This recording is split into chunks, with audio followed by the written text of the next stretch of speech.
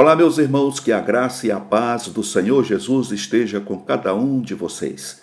É uma alegria poder estar de volta mais uma vez para juntos estudarmos mais uma lição da Escola Bíblica Dominical. Desta feita, estamos estudando a revista de adulto da editora Betel, que traz por tema Ezequiel, o profeta, com a mensagem de juízo, arrependimento, restauração e manifestação da glória de Deus.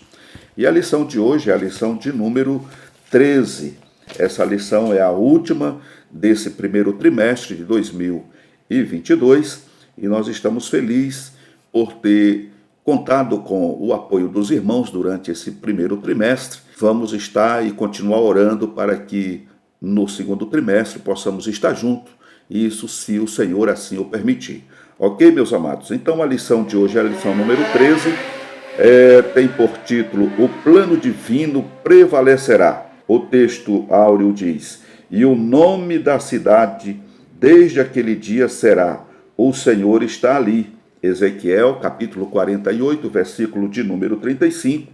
E a verdade aplicada vem dizendo o seguinte: o perfeito e maravilhoso plano divino para o seu povo será cumprido, pois o Senhor é o Todo-Poderoso. Temos 3 objetivos na lição, como sempre, e o primeiro deles é mostrar as tentativas de destruir o povo de Deus. Segundo, ressaltar acerca do plano divino e a escatologia. E o terceiro e último, ensinar sobre a cidade. O Senhor está ali. Meus amados irmãos, o texto de referência se encontra em Apocalipse, capítulo 21, o versículo 3 e versículo 27, e depois Apocalipse 22, versículo de número 14. Diz assim o primeiro ponto: e ouvi uma grande voz do céu que dizia: eis aqui o tabernáculo de Deus com os homens, pois com eles habitará, e eles serão o seu povo, e o mesmo Deus estará com eles, e será o seu Deus. Versículo 27. E não entrará nela coisa alguma que contamine e cometa abominação e mentira, mas só os que estão inscritos no livro da vida do Cordeiro. Apocalipse 22, verso 14 diz: bem-aventurados aqueles que lavam as suas vestiduras no sangue do Cordeiro, para que tenham direito à árvore da vida e possam entrar na cidade pelas portas. Então, ao lermos esses 3 versículos, a gente já faz uma ideia de como vai ser a nossa entrada ali para estar na cidade de Deus, ok? Não é de qualquer maneira. Aqui o versículo 27 está dizendo que não vai entrar ali coisa alguma que contamine ou que cometa abominação e mentira. Essa entrada dos salvos ali são verdadeiramente para aqueles que são salvos, para aqueles que lavaram as suas vestes no sangue do Cordeiro e têm vivido uma vida pura, uma vida de santidade. Quando a gente fala viver uma vida pura e uma vida de santidade, a impressão que se tem é de alguém que já está 100% santo, que está vivendo 100% em pureza, é puro 100%. E a gente sabe que nesse plano, irmãos, não é possível você ser 100% santo e nem 100% puro, porque a gente convive com o pecado. O nosso corpo, a nossa mente humana, carnal, ela é pecaminosa, mas isso fala de perseverança. O Senhor Jesus sempre deixa isso muito bem claro. Aquele que perseverar até o fim, aquele que for fiel e perseverar até o fim, esse será salvo. Então isso fala de uma luta cotidiana, uma luta diária. Isso fala de um querer estar na presença do Senhor, de cada dia mais, a cada momento da vida, agradar o Senhor e adorá-lo na beleza da santidade, mesmo que os carrapichos venham agrudando, porque é isso que acontece na prática, Paulo, ele já dizia que quando ele queria fazer o bem, ele desejava fazer o bem, ele queria estar, pelo menos na média daqueles que faz o bem, mas quando ele menos pensava, ele já tinha praticado o mal. Por quê? Porque esse mal, ele está na carne do homem. De uma forma ou de outra, ele tenta dominar a nossa vida cotidiana. É por isso que já existe aí há muitos e muitos anos, eu tenho ouvido falar sobre a questão do campo de batalha, né? Aquele campo que você mais aplica o seu cuidado, que você alimenta mais, é que geralmente vai vencer. Então nós vivemos, cada ser humano, ele vive uma batalha. E ele é que decide quem vence ou quem perde. Então, aquela parte que você alimenta é a que vai, né, se sobressair. Quando falamos alimentar, nós estamos falando da natureza carnal e da natureza espiritual. Se você alimenta a tua natureza espiritual com a palavra de Deus, com uma vida dedicada, é fácil? Não é. É por isso que nós vamos ver na lição aqui a tentativa das nações, né, sempre procurar destruir Israel. E hoje não é diferente, não. Israel está cercado por nações ali que querem exterminar com ela e não deixar nem endereço, porque essa é a obra do inimigo. E assim como acontece com o Israel na prática, desde antigamente, acontece com qualquer um que se aproxima do Senhor. O inimigo, ele não quer que você esteja em comunhão com Deus. Então ele vai fazer de tudo para atrapalhar essa comunhão, para que você realmente venha perecer. Esse é o desejo do inimigo. Compete a mim, a você, automaticamente, com a ajuda do Espírito Santo, vencer essa batalha. É por isso que o Senhor Jesus diz, ser fiel até a morte, porque somente a morte, se você for fiel até a morte, é que vai te garantir, porque depois da morte, o inimigo não vai ter mais o que tentar. Ele vai tentar enquanto você está aqui nesse plano. Ele vai fazer de tudo para te desviar do santo caminho do Evangelho. Vai fazer de tudo para te afastar da presença de Deus, te enganar, te enrolar e te levar para a prática das coisas mundanas, ok? Mas se você persistir em permanecer na presença do Senhor, você vai chegar lá. E talvez não seja por ter conseguido se tornar um santo 100% ou um puro 100% que você vai ser salvo, mas é pelo fato de você persistir e perseverar em agradar a Deus, é que vai te fazer chegar e cruzar o portal, né, para a grande vitória, em nome do Senhor Jesus. Ok? Então vamos aqui à introdução, que diz que, encerrando o estudo sobre o livro de Ezequiel, veremos que o plano de Deus prevalecerá. Portanto, o povo de Deus deve viver neste presente século procurando agradar ao Senhor e aguardando a bem-aventurada esperança, que é a volta de Jesus Cristo. Então note que tudo o que nós já falamos até aqui tem tudo a ver com o que está aqui na introdução. É a perseverança que vai fazer essa grande diferença na volta do Senhor Jesus. Ok? É perseverar, lutar contra o pecado, lutar contra as coisas que o inimigo, contra os tropeços que o inimigo coloca na nossa frente, e não perder essa esperança, aguardando essa esperança, essa bem-aventurança, que é a volta do Senhor Jesus. Porque somente quando nós irmos ao encontro, ou formos ao encontro do Senhor Jesus, ou Ele vir nos buscar, é que realmente nós vamos estar na sua presença, livre de toda e qualquer coisa que hoje tenta nos puxar para baixo. Ok, meus amados irmãos? Louvado seja o nome do Senhor. No primeiro ponto aqui, nós temos aqui tentativas de destruir o povo de Deus.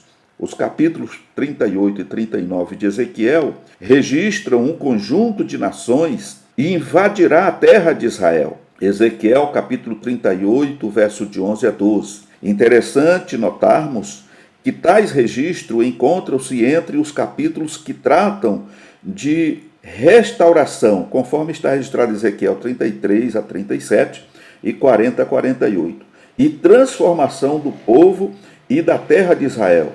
Tal contestação nos traz à memória que ao longo da história o inimigo sempre tentou impedir que o plano de Deus se cumprisse, porém sem êxito, assim como ocorrerá nos últimos dias, conforme está registrado em Apocalipse capítulo 20, versículo 7 a 10.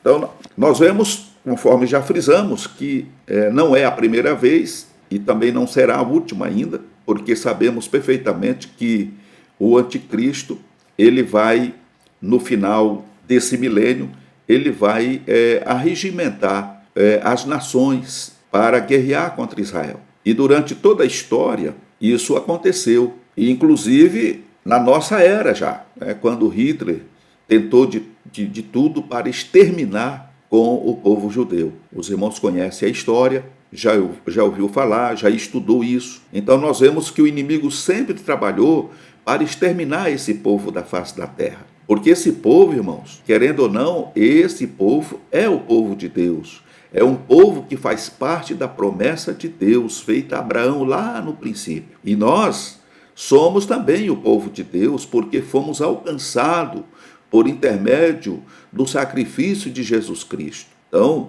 Deus alcançou por intermédio de Abraão, conforme foi feita a promessa a Abraão, que por ele todas as nações da terra seriam abençoadas. Nós fazemos parte deste povo que foi comprado, né, e resgatado pelo Senhor Jesus Cristo. Então, conosco também não é diferente. Nós somos perseguidos pelo inimigo e ele tem usado de todas as ferramentas que ele possui para nos afastar de Deus, para nos levar ao pecado novamente. Porque ele sabe que está perdido, ele sabe que os seus dias estão contados, mas ele não quer descer para o abismo ou para o Geena sozinho. Ele quer levar o maior número de pessoas possível. É por isso que o Senhor Jesus nos deu uma grande responsabilidade. Colocou uma responsabilidade muito grande sobre os ombros da igreja, que é pregar o evangelho a toda criatura, para que todos venham ao conhecimento do evangelho. Porque ninguém pode chegar diante do Senhor naquele dia e dizer: eu estou passando por esse problema, estou abandonado, estou condenado, porque eu nunca ouvi falar que o Senhor Jesus morreu por mim ali na cruz do Calvário e me resgatou dos pecados. Eu não tinha conhecimento, porque muita gente está enganado, sendo enganado pelo inimigo das nossas almas. Desde o início, o inimigo tem trabalhado, atrapalhar para levar as pessoas à ignorância total e assim não se aproximar de Deus. O primeiro ponto vem dizendo ainda: a insistência maligna de destruir. O povo de Deus deve perseverar confiante no Senhor, sabendo que as intenções malignas não prevalecem contra os planos de Deus, que sempre triunfarão. Salmo 33, versículo 10 a 11, e Isaías 46, verso 10. Inclusive, a profecia de Ezequiel registra que a agressão de Gog e sua coalizão de nações contra Israel se trata de um evento já anunciado profeticamente no passado. Ezequiel 38, 17, 39, verso 8. A Bíblia é clara ao afirmar que ainda que o dragão e os seus anjos batalhem, tentando impedir o plano divino, contudo não prevalecerão. Apocalipse capítulo 12, versículo de 4 a 8. Então nós vemos que o inimigo no final dos tempos, quando ele assumir por um pequeno período de tempo o governo mundial e querer sentar no templo, colocar ali a sua imagem como sendo Deus e ou acontecer o rompimento do povo de Israel e ele se levantar contra o povo para destruí-los do mapa, o Senhor virá e intervirá nessa questão. Então, nós vemos que isso já é algo anunciado. A palavra de Deus já traz isso vai acontecer. E o inimigo sabe disso. Mas ele não vai perder a oportunidade de tentar fazer isso. No entanto, irmãos, para a igreja do Senhor, nós cremos que ela já não estará aqui. Por quê? Porque ela vai ser arrebatada, ela vai ser tirada e ela vai estar com o Senhor. Mas para aqueles cristãos que não tiverem a oportunidade de subir no arrebatamento da igreja, por diversas razões que nós sabemos, eles só terão um posicionamento ou uma oportunidade, digamos assim, de poder alcançar a salvação, que é enfrentar o inimigo, ser fiel até a morte, para não perecer. Porque todo e qualquer um que aceitar a imposição do inimigo, seja o carimbo da besta, seja um documento que, na verdade, a gente fala desse sinal, mas a gente não sabe ainda definitivamente o que, afinal de contas, será. Mas, enfim,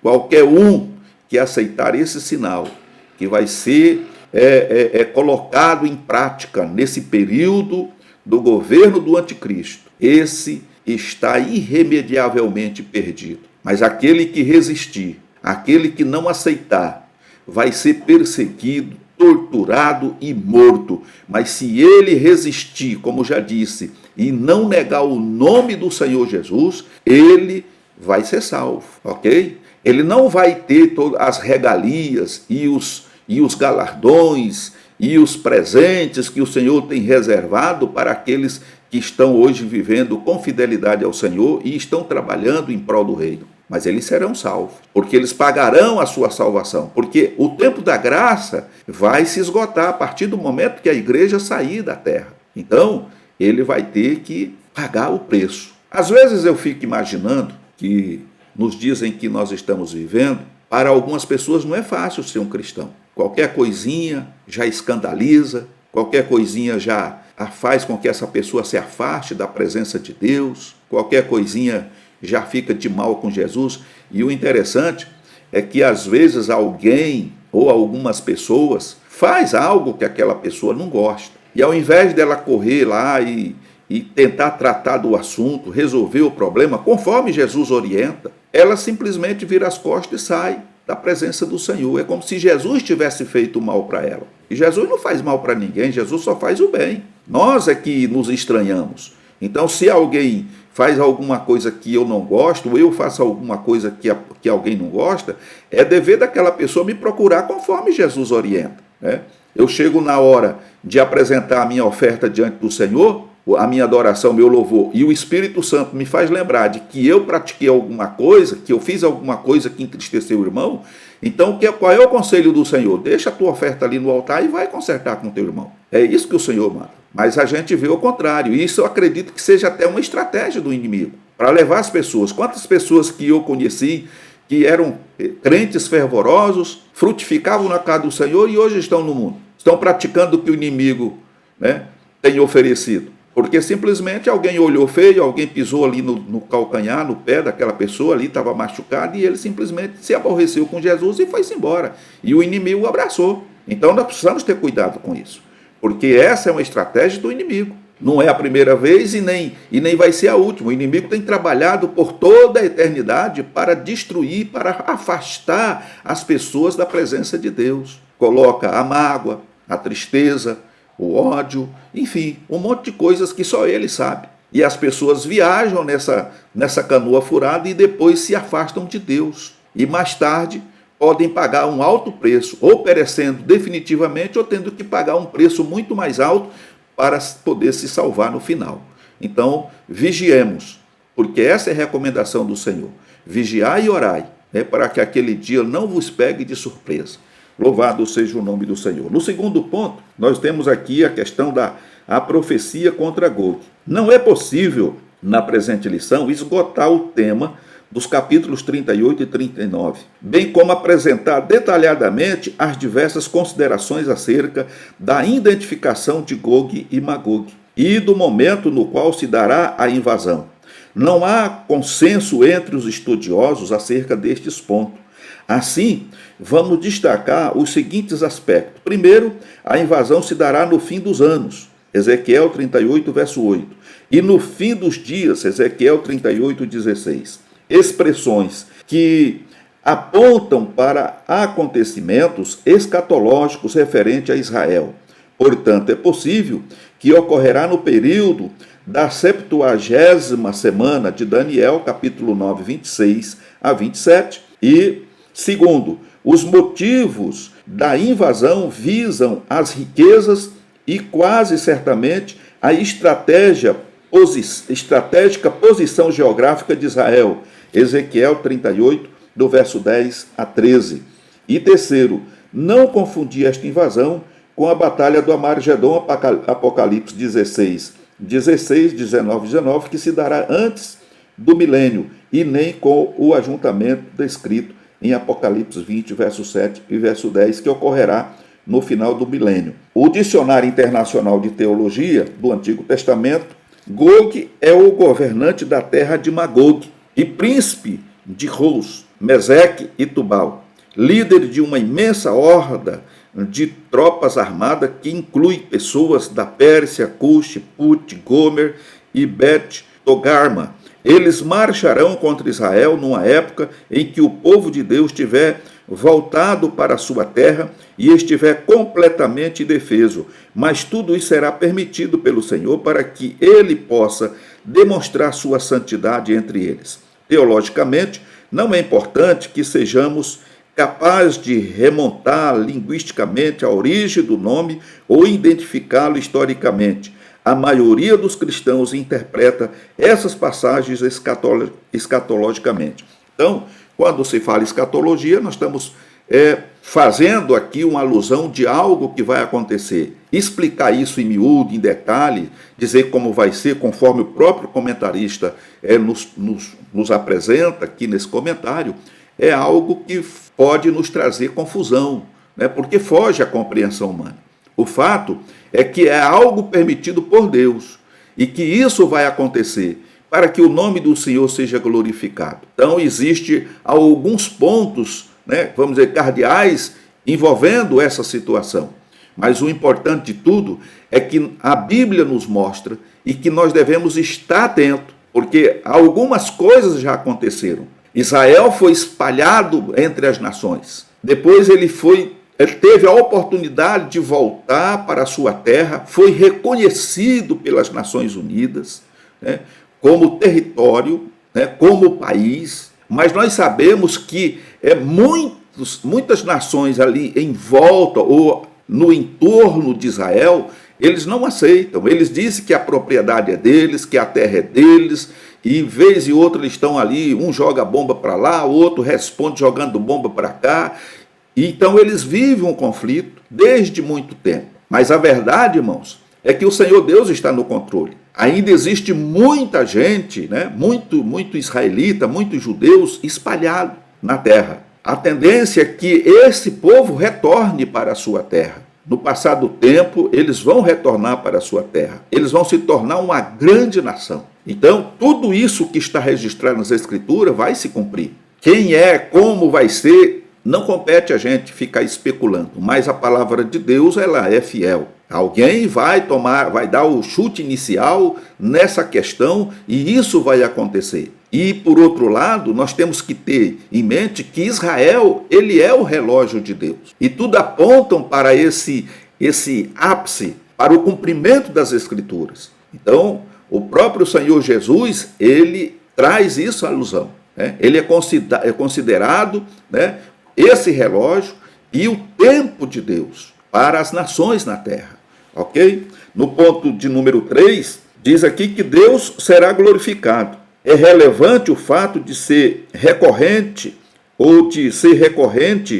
expressões que apontam para a glória de Deus e o Senhor ser conhecido entre as nações. Tal aspecto também está presente nos capítulos 38 e 39 de Ezequiel, 38, verso 16, 23 e 39, versos 6 a 7, versículo 13, do verso 21 a 22 e versículo 27 a 29. Interessante notarmos que outro resultado de Deus permitir os acontecimentos aqui estudados é que as nações conhecerão mais acerca do plano de Deus para com o seu povo. Ezequiel 39, 23 a 29. Notemos os aspectos ressaltados: pecado, disciplina, graça, ação de Deus, resposta humana, restauração, testemunho. Importantes lições podemos extrair destes capítulos, pois ainda que não possamos ter certeza quanto aos muitos detalhes, mas os aspectos que compõem o plano de Deus com seu povo perpassam o tempo, a interpretação escatológica adotada e os muitos pormenores. Então nós vemos que a vida de Israel, ela foi pontuada por esses pontos que nós citamos aqui. Quando Deus escolhe o povo, ele escolhe um povo especial, zeloso de boas obras, um povo que deveria está na presença de Deus, servindo exclusivamente a Deus, adorando a Deus na beleza da sua santidade. Mas nós vemos o povo uma hora servindo a Deus, outra hora se voltando para os ídolos, outra hora fazendo a vontade de Deus dentro do contexto que o Senhor exigia do povo através dos seus servos, os profetas, outra hora eles aplicando a maldade, a injustiça, e Deus castigando esse povo. Pois é como está escrito: qual é o filho que não deve ser corrigido pelo pai? Se Deus nos recebe como filho, ele nos castiga, ele traz a disciplina. Por quê? Porque ele quer que nós sejamos pessoas boas, que nós não venhamos transigir com o pecado. Então Deus castiga todo aquele que recebe por filho.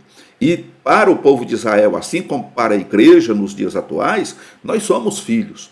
E toda vez que falhamos, Deus permite que sejamos punidos ou soframos as consequências daquele ato que praticamos. Então nós vemos aí que sempre Deus deu a oportunidade para o povo se levantar, para o povo reconhecer o seu erro, o seu pecado. E não é diferente. E isso é permissão de Deus para que as nações vejam como Deus trabalha no meio do seu povo. Louvado seja o nome do Senhor. Nós temos aqui uma referência de F.F. Bruce, onde ele comenta sobre Ezequiel 39, de 12 a 29, e ele diz que as promessas resumidas aqui foram desenvolvidas em Ezequiel 36, versos 16 a 38, e 37, versículos de 11 a 14. Com o derramamento do Espírito de Deus, conforme Ezequiel 36, 26 a 27, e capítulo 37, verso 14, e Joel, capítulo 2, 28 a 32. O seu favor é renovado para com seu povo. A derrota de Gog vai confirmar a lição já ensinada pelo exílio de Israel e sua consequente restauração e restauração.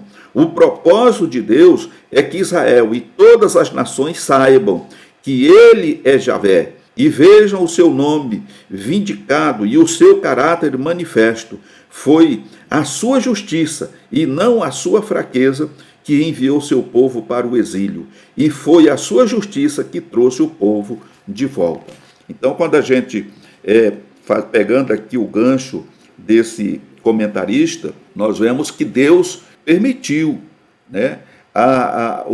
o exílio do povo de Judá à Babilônia. E por conta do mal que Judá tinha praticado, por conta da injustiça, do pecado, da idolatria, Deus permitiu que Nabucodonosor fizesse tudo aquilo que fez. Muita gente pagou com a própria vida, morreu ali.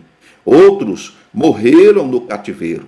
Foram 70 anos de cativeiro, mas outros sobreviveram lá, conforme o próprio Ezequiel, Daniel, sobreviveram. E Deus renovou a promessa para aquele povo. E Deus deu a eles a oportunidade de voltar. Mas aqueles que saíram, que cometeram injustiça, ficaram sepultados lá. Morreram durante o cativeiro.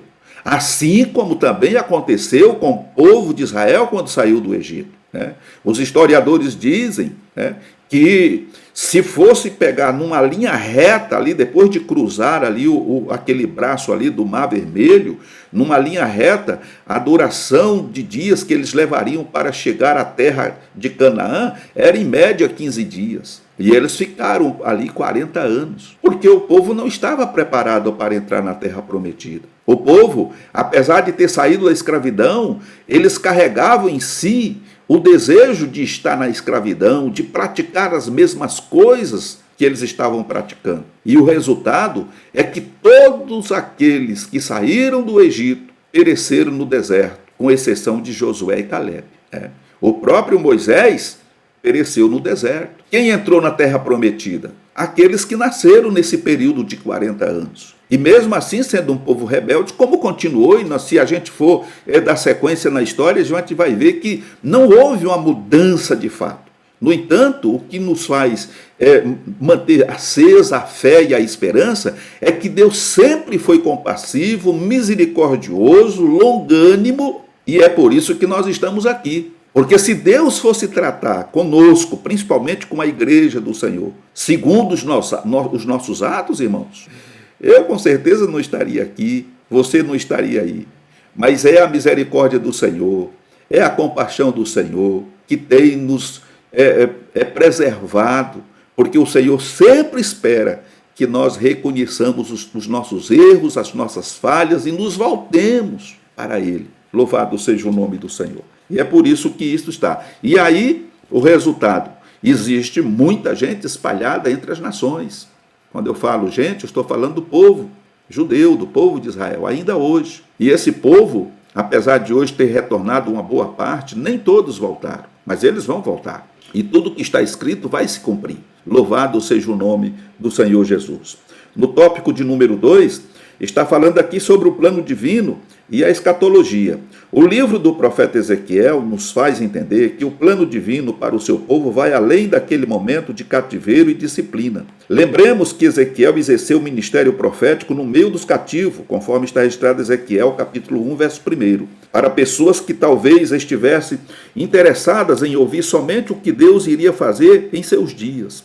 Porém, o Senhor Deus o comissionou para anunciar a mensagem divina, independente do povo estar disposto a ouvir e obedecer ou não. Ezequiel capítulo 2, verso 7. Sabe aquela história que acontece hoje? Muita gente hoje, irmãos, não quer ouvir falar de arrependimento, não quer ouvir falar de salvação, não quer ouvir falar de pureza, de santidade, mas eles querem ouvir uma mensagem do que Deus pode fazer para ajudá-los, para abençoá-los, né? No casamento, conseguir conquistar riqueza, empresa, carro novo, sabe? Tudo que envolve o materialismo. Então eles procuram, inclusive, templos onde eles possam ouvir uma mensagem que venha massagear o seu ego e os seus desejos carnais. Mas quando o pregador é usado por Deus para apontar o pecado, botar o dedo na ferida, aquela igreja não serve, aquele pastor é agressivo, e vai por aí afora. Não era diferente no tempo de Ezequiel ali no meio dos cativos. Mas a ordem de Deus era que ele deveria falar e botar o dedo na ferida e mostrar que se não houvesse um arrependimento, uma mudança de atitude, eles não seriam abençoados. Mas para aqueles que estivessem dispostos a pagar o preço, eles seriam abençoados e retornariam para a sua terra. Louvado seja o nome do Senhor. Tempos de desinteresse e descrença, não apenas do público de Ezequiel, mas também nos tempos da igreja. Há aqueles que escarnecem, zombam, são indiferentes e até já não creem mais quando a mensagem se refere à vinda do Senhor e aos acontecimentos que estão para ocorrer na terra, conforme 2 Pedro, capítulo 3, versos de 1 a 4. Sim, à medida que vamos nos aproximando do fim da presente era, vai crescendo o interesse em assuntos que se referem mais à vida debaixo do sol, o que Deus tem a fazer aqui e agora, conquistas pessoais, entre outros. É aquilo que nós acabamos de frisar. As pessoas não estão preocupadas com volta de Jesus. Para muitos, não existe céu, não existe inferno. Para alguns o céu é aqui, o inferno é aqui também, e isso acontece de acordo da forma como você vive. Então, tanto você pode ter um inferno aqui na terra, como você pode ter um céu aqui na terra. E para muitos é isso que prevalece, ok?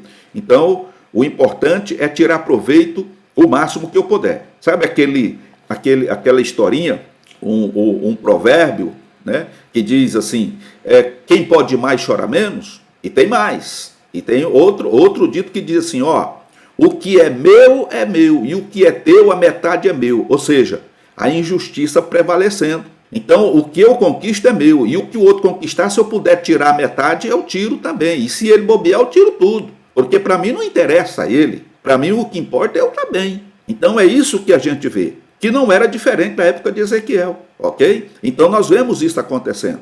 As pessoas não estão preocupadas com a volta de Jesus, não estão preocupadas com o batismo com o Espírito Santo, muitos estão blasfemando contra o Espírito Santo, né? Às vezes eu fico imaginando, eu vejo pessoas crentes, pessoas até que faz parte do ministério, imitando as línguas estranhas, tirando sarro, fazendo piada. Eu fico abismado com isso, irmãos. E eu acho que isso é uma piada de muito mau gosto que pode resultar na condenação eterna dessas pessoas. Precisamos ter cuidado, pois a palavra de Deus diz que se pecarmos contra Deus ou contra Jesus, tem solução. Mas se você pecar contra o Espírito Santo, irmão, fazendo piada com o Espírito Santo, sabe? Então, essa pessoa, ela, para mim, ela deixou de ser espiritual há muito tempo. É um crente carnal, talvez até um instrumento do inimigo, porque hoje tem Satanás, irmão, ele conseguiu infiltrar dentro da igreja do Senhor muitos instrumentos dele. Tem até pastores hoje que foram pessoas que foram chamadas para o ministério e eles são verdadeiramente instrumentos de Satanás, estão ali para desviar o povo. Então presta atenção nisso, tá? Precisamos ter cuidado. No ponto de número 3, nós vemos aqui que Jesus Cristo ensinou sobre os últimos dias. Não apenas os profetas veterotestamentários anunciaram acontecimentos escatológicos, mas o próprio Senhor Jesus ocupou em preferir mensagens acerca dos últimos dias, como encontramos em diversos textos nos evangelhos de Mateus, capítulo 24 a 25, Marcos, capítulo 13, Lucas, capítulo 12, verso de 35 a 59, capítulo 17, do verso 20 a 37, capítulo 21, do verso 5 a 36. Portanto, não podemos, como discípulos de Cristo, ignorar e desprezar o conteúdo escatológico das Escrituras Sagradas. Notar que a primeira bem-aventurança descrita no último livro da Bíblia se refere a ler, ouvir e guardar a mensagem apocalíptica, acompanhada de uma advertência, porque o tempo está próximo. Apocalipse, capítulo 1 e versículo 3. Então nós vemos que o Senhor Jesus, ele usa, uma boa parte desses textos que nós mencionamos aqui para falar sobre o fim dos tempos, para advertir os seus servos, para que estivesse atento. E bem-aventurados são os que leem e os que ouvem as profecias desse livro, porque o tempo, conforme está dizendo aqui, está próximo. No ponto 2 diz que a bem-aventurada esperança da igreja. O livro do profeta Ezequiel está repleto de mensagens de esperança aos cativos, como vimos ao longo deste trimestre. Tais mensagens devem nos produzir em nós um despertamento, pois o Deus que revelou a Israel seus planos futuros também nos faz conhecer por intermédio de Jesus Cristo e dos escritores do Novo Testamento acerca de seu plano quanto à sua igreja. Nossa esperança como povo de Deus não se resume ao nosso viver aqui e agora, vivenciando dia a dia neste mundo. Também somos exortados a aguardarmos a bem-aventurada esperança, como descreveu o apóstolo Paulo em Tito, capítulo 2 e versículo 13. Então, viver a vida aqui, ela é importante, viver firmado nessa esperança. E a esperança aponta para um futuro, como a gente sabe muito bem. Hoje pode não estar muito bom, mas se Deus quiser, amanhã vai ser melhor do que hoje. Então, hoje nós estamos vivendo na expectativa, na esperança de que o Senhor Jesus vai estar retornando amanhã. Nós não sabemos o dia e a hora que Jesus vem. E ele mesmo não quis adiantar nada. Ele não disse isso. Olha, tal dia e tal hora eu venho. Ele não criou essa expectativa de que dia ou de que horário ele viria. Mas ele disse que viria. E alerta, esteja atento, vigie. Então vivamos com um coração sincero diante de Deus, servindo a Ele com alegria, mesmo em meio às aflições, até porque ele disse, no mundo vocês vão ter aflição, mas tende ânimo, porque eu venci. Então Jesus, ele passou por toda a aflição que nós estamos passando e vivendo hoje. Mas a nossa esperança é que, assim como ele venceu, nós venceremos também. E mais uma promessa do Senhor é, e eu estarei convosco todos os dias, até a consumação dos séculos. Essa é uma alegria para a igreja, porque nós não estamos sozinhos. Então, o que compete a mim é me manter fiel. O que compete a mim é estar firme na presença do Senhor, é guardar os seus mandamentos, obedecendo a sua palavra, olhando para cima, para o Senhor Jesus, que é o autor e consumador da minha fé. Louvado seja o nome do Senhor Jesus. No outro ponto aqui, no ponto 3, está dizendo que o Senhor está ali. Portanto, a nossa esperança como povo de Deus não se resume ao nosso viver aqui e agora, vivenciando o dia a dia neste mundo. O título deste tópico foi extraído do último versículo do livro de Ezequiel, conforme registra Ezequiel 48, verso 35. O nome dado à cidade nos faz lembrar a mensagem recebida por João, Deus com os homens, pois com eles habitará. Apocalipse capítulo 21, verso 3. Veremos neste tópico as condições para, no porvir, estarmos habitando com Deus na santa cidade. Esse é o maior privilégio que um crente, um cristão pode ter na vida. É um dia poder estar habitando com o Senhor na cidade santa. É muito triste, irmãos, você nadar o oceano inteiro e se arrebentar na praia. Então a nossa luta é nadar o oceano inteiro e chegarmos na praia vivo e conseguir caminhar, ok? Não vamos morrer no meio da viagem. Não vamos perecer, porque o Senhor está conosco. Assim como Jesus, naquela ilustração que ele nos traz, quando ele permitiu que Pedro saísse do barco e fosse ao seu encontro por sobre as águas. E por alguns segundos, Pedro conseguiu andar por sobre as águas. Mas ao olhar em volta e ao dar atenção ao barulho do vento, ele começou a afundar. E Jesus estava ali pronto para pegá-lo pela mão e puxar ele novamente para fora e colocar no barco. Assim o Senhor está conosco. Nós estamos caminhando por sobre as águas. Um mar revoltado ou mar revolto. A ventania é forte. As ondas, de vez e outra, elas se elevam. Mas enquanto estivermos olhando para Jesus, o autor e consumador da minha e da tua fé, nós não vamos afundar. E se isso ameaçar, se alguma coisa te ameaçar e você começar a afundar, clame por socorro, clame por Jesus, chame por ele e ele vai te socorrer, ok? Louvado seja o nome do Senhor. O primeiro ponto desse tópico 3 diz: quem vencer herdará todas as coisas. Então aqui é um ponto que é crucial para a nossa vida. Apocalipse 21, verso 7. Aqui tem algo a ser feito, tem um preço a ser pago. Não é para qualquer um. Ninguém vai entrar de gaiato nesse navio. Tem que pagar o preço. É para aquele que vencer o mundo, vencer o pecado. E aquilo que Jesus disse: quem quiser vir após mim, negue-se a si mesmo e tome a sua cruz e siga. É uma responsabilidade. Um outro ponto aqui. São os vencedores como mencionados ao final das cartas enviadas às 7 igrejas da Ásia. Apocalipse 2, verso 7, 11, 17, 26 a 27, capítulo 3, verso 5, versículo 12 e 21. Para o povo de Israel vivenciando invasão e cativeiro no tempo de Ezequiel, os vencedores são os que se arrependem e submetem à disciplina do Senhor, conforme Ezequiel capítulo 11, versículo 16 a 20. Sabemos que Cristo venceu,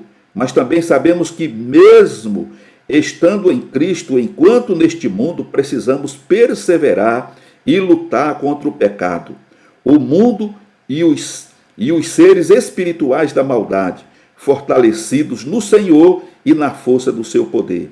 Efésios capítulo 6, verso 10, Romanos capítulo 8, 37 e 1 Coríntios capítulo 15, verso 57. Então, a única forma de vencermos esses obstáculos, passarmos pelas aflições, como já frisei a princípio, nós precisamos estar revestidos do Senhor e na força do seu poder. É somente com ele, Jesus, e o auxílio do Espírito Santo em nós, é que nós podemos vencer.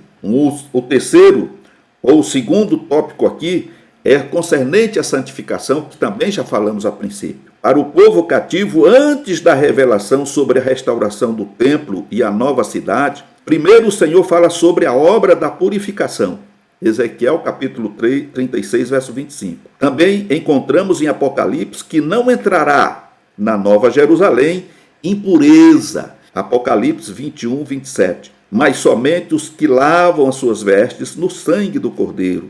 Apocalipse capítulo 22, 14. Encontramos em toda a Bíblia exortações e um chamado ao povo de Deus para um viver santo, pois o Senhor é santo. A esperança mencionada no tópico anterior deve mover-nos à purificação. Temos responsabilidades no processo de purificação, conforme registra 2 Coríntios, capítulo 7, verso 1, 1 Timóteo, capítulo 5, verso 22, e Tiago, capítulo 4, verso 8, e 1 Pedro, capítulo 1, 22. Então, sem qualidade aqui, ninguém verá o Senhor. O texto, para ser bem mais explícito, diz assim: segui a paz com todos e a santificação, sem a qual ninguém verá o Senhor. Então, o quesito é santificação, é nos purificar de toda impureza. Como disse no início da aula, não é uma tarefa fácil, porque nós temos muito de carne em nós, irmão.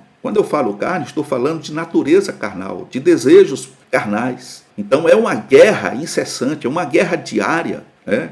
E nós pecamos por palavra, por pensamento, pecamos com os olhos, pecamos com os ouvidos, pecamos com a boca quando falamos alguma coisa que não deve, pecamos através de atos praticados. Então há muita coisa que precisa ser administrada em nós. Mas às vezes é muito mais fácil a gente querer administrar a vida do outro, apontar o erro dos outros, quando na verdade é aquilo que Jesus diz, né? Às vezes a gente quer tirar o argueiro que está no olho do irmão e esquecemos que temos uma trave enorme no nosso olho. Então precisamos nos policiar. Isso aqui é algo que vem para nós no individual. É eu, é você, porque a salvação ela pode até acontecer coletivamente no arrebatamento da igreja, mas ela vai acontecer particularmente, individualmente, com cada ser, cada pessoa. Eu não sou capaz de medir qual é o grau de santificação que você vive agora, ou que você já vem vivendo, como você não pode medir também qual é o grau da minha santificação. Eu posso até mostrar um grau de espiritualidade. Aparentemente, eu posso me mostrar para as pessoas como uma pessoa muito crente, muito espiritual. Infelizmente, a gente tem presenciado isso, mas assim como a gente tem visto muitas pessoas se mostrando espiritual, de repente a gente vê aquela pessoa caindo do pedestal e é assombroso quando a gente vê isso acontecer. Porque a única pessoa, o único ser que sabe o grau e a intensidade da pureza e da santificação que você possui é você e mais ninguém. E quando o Senhor está dizendo perseverar, Ele não está falando aqui no coletivo, mas Ele está falando aqui para as pessoas individualmente. O Senhor está dizendo assim, ser fiel até a morte. Ele não está dizendo sejais fiéis até a morte, mas Ele diz ser fiel até a morte e dar-te-ei a coroa da vida. Ok? Bendito seja o nome do Senhor Jesus. E para fecharmos o último ponto, vem nos alertando aqui o Senhor, através do comentarista, que precisamos viver de acordo com a palavra de Deus. Esse é um ponto fundamental. Sem essa convivência, né, com a palavra de Deus, é impossível o crente conhecer acerca das coisas de Deus, porque tudo que Deus exige de nós e nos oferece está registrado na sua palavra. Não foi por falta de aviso que o povo de Israel foi levado cativo e o templo destruído. A palavra de Deus tinha sido enviada. Contudo, o povo zombou e desprezou as mensagens dos profetas enviados por Deus, conforme está registrado em 2 Crônica, capítulo 36, versículo de número 15 a 16. É relevante atentarmos para o fato de que a última exortação bíblica se refere à nossa relação com a palavra de Deus.